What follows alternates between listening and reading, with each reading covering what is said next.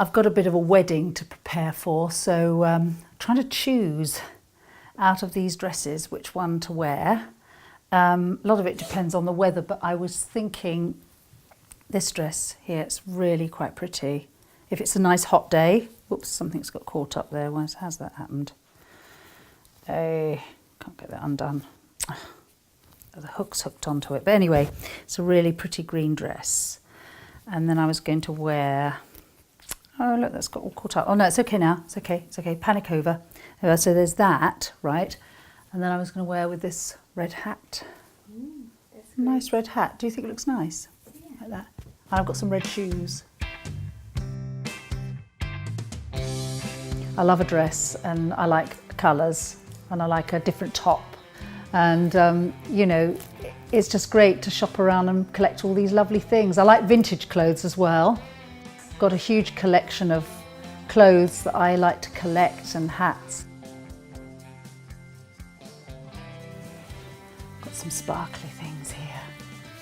Look at that. That's something I wore on stage a few years ago. Yeah. Yes, well, I've kept all my theatrical wardrobe. A lot of it's in the shed, at the bottom of the garden, all bagged up. My mermaid tail and things like that when I was Myrtle. But I've got some nice coats in here and stuff that I've kept, you know, from all the work that I've done over the years, you know. It's quite nice to look back on things. I hate throwing things away. It's one of those things I'm just not good at throwing things. I just collect. I hate throwing things away. So down at the end of the garden there, in that shed, I've got stack and stores, boxes and boxes full of old costumes and wigs. Because when I was Myrtle, I wore this long blonde wig down to here. And when I was Evil Stepmother, I had a huge black wig. How about a cat suit? Hey? I've got a jaunty little black hat, which would go with this. Nice sort of, ooh, a cat suit. When I was a kid, I went to stage school and I trained as a dancer and an actress and a singer. And when I left school, I joined a dance group called Second Generation. And I worked in the theatre in the West End in a huge revue show at the Talk of the Town. And I was principal singer there and used to prance around in a sparkly leotard and 6-foot feathers. And I did lots of television, a Little and Large Show, Benny Hill, Play Your Cards Right, all these sort of game shows and comedy sort of bits and bobs. I was in a show called Get Some In, which was a very popular comedy about the RAF. And then I sort of got picked to be a model. And I thought, well, you know, I'll do this modelling lark for a few months just to earn some money and have a good time. Well, it really took off and suddenly I found I was getting bookings all over the world. I did the first London Fashion Week at the Courtauld Institute in London, ever. And I travelled on Concorde about 4 times with Princess Diana and Prince Charles. I just was very, very lucky. I just got picked.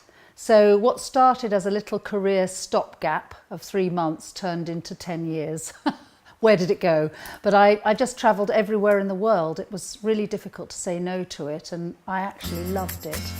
Black velvet, lacy sleeves. Get the diamonds out of the vault. Not really. I haven't got any diamonds, but I've got some pretendy ones, you know, big earrings.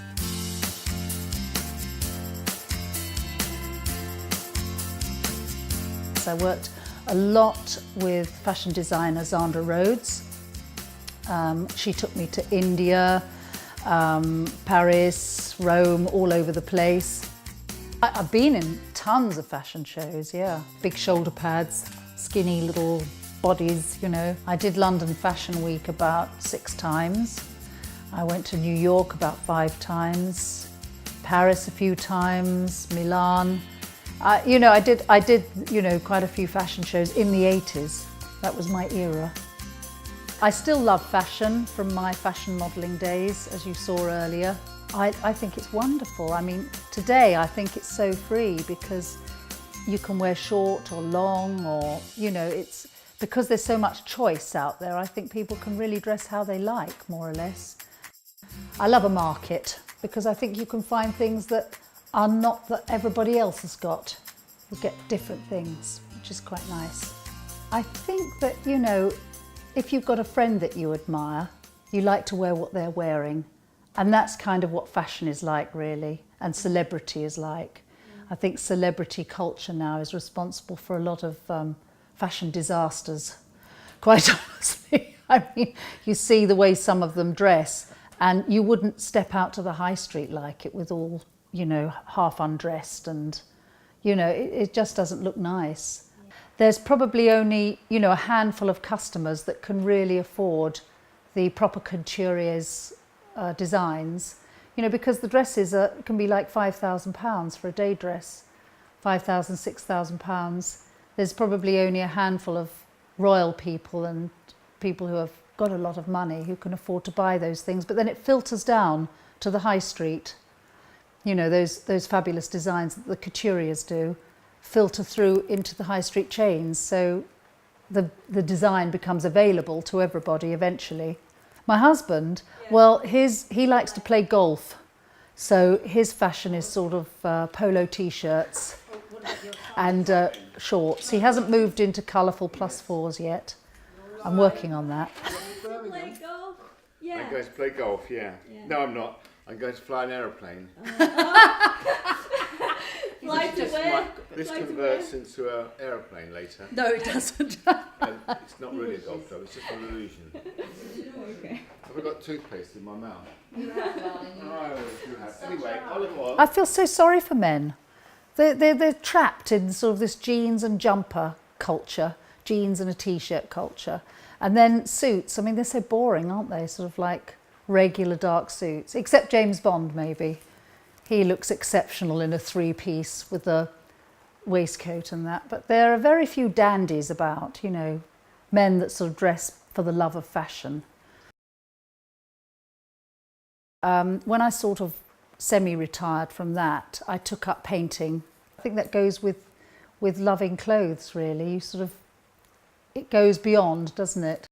I do mainly acrylic work on canvas, and I've had a couple of exhibitions. I've sold some pieces, and it's just, I find it really relaxing just to sort of paint, either, you know, sort of copying a style of another artist, because I'm untrained. I really loved the work of Frida Kahlo and Tamara de Lempicka and those sort of Art Deco style. So I got all these art books and just studied them. And then I started painting, and I suppose really copying what they did at first. And then I started developing my own style. I think it's mainly a hobby of mine, really. But if people want to pay me money for my pictures, I'm happy about that too. And then when I put my makeup on, somehow I feel more me. I think it's important, you know, to, it cheers me up. I don't necessarily put it on for other people. I do it because it just makes me feel better. You know, I wake up in the morning and I think, oh, who's that in the mirror? I don't recognise her. You know, even if I'm just going around to the shops or something,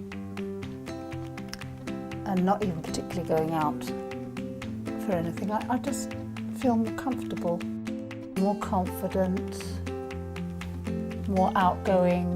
It's my mask, my little mask to the world. And here, see how much bigger my eyes look with a bit of makeup on. It's double size. Double the size, yeah. Before they were like burnt holes in a blanket. And now they were, you know they were. And now they look like big, big eyes.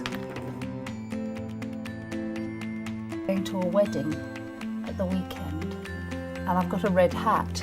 So I'm thinking about a slash of red lipstick, you know. Yeah, I don't bother with liner or anything.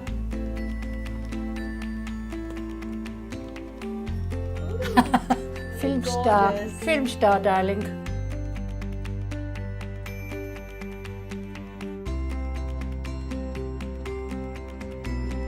I have been keeping my hand in theatre, and of course had to sing and dance on stage there.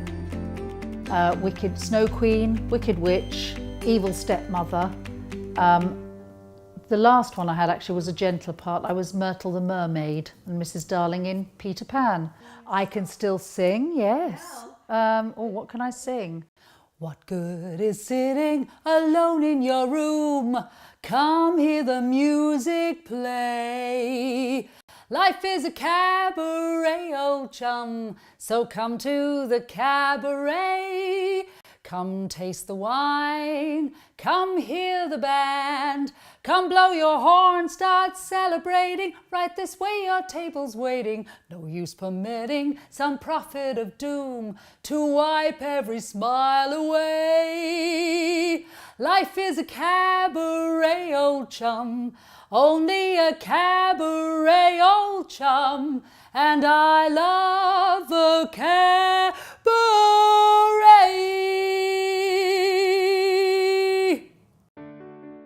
I mean, I felt a little bit of a gap when I gave up modelling, I'll be honest, because it's such a sociable business. Everybody knows everybody, you know. I've got a lot of friends who are models, and we used to meet up to have coffees and chats, and if we went for an audition in town or casting in town, we'd always meet up and either have coffee or a glass of wine together, and you know, it was a great sociability. And when that all began to stop, we all miss each other. I love people, got lots of friends. I'm very lucky, I'm actually blessed. I know that there's lots of people who aren't so fortunate, you know, get lonely and things like that. I've never really worried about that. My plan with my husband, we're going to sell, we want to move to the coast, and we want to get a yacht because we're going to go sailing. And hopefully we'll be good enough sailors that I'll be able to film some of it and put it on the YouTube, you know. The Silver Surfers. We'll be on our yacht, we'll be filming ourselves, muddling through, making gin and tonics in a Force 9. He's coming with us. Oh yeah. He'll be good on a yacht. He'll be good. A dog at sea. Like that. Well, there you go. That's the main plan at the moment. Yeah. So wish me luck, folks. All aboard.